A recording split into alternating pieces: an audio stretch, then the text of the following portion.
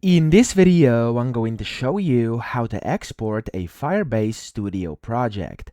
Now, the first thing you have to do, you want to open a project, and then of course you want to open your Firebase Studio. So the easiest way to do this is to just click on here to whatever the name of your workspace is, and when you do so, it's going to open it in Firebase Studio. So I have mine open over here. You can then just go to the top right and click on Switch to Code, and then from here to actually export your Firebase Studio project, over here on the left, you want to select whatever you want to export, and then you want to right click on it and click on zip and download. Now you can do this for each and every single thing, as you can see, and then whenever you do a zip and download, you'll be able to see over here it's going to zip it and then download it to my computer. Okay, so that's all you have to do if you want to export your Firebase Studio project. Just make sure you actually do this for each and every single file you want to achieve this in. Okay, so I hope this video helped you out. If it did, please subscribe to the channel and help me out as well.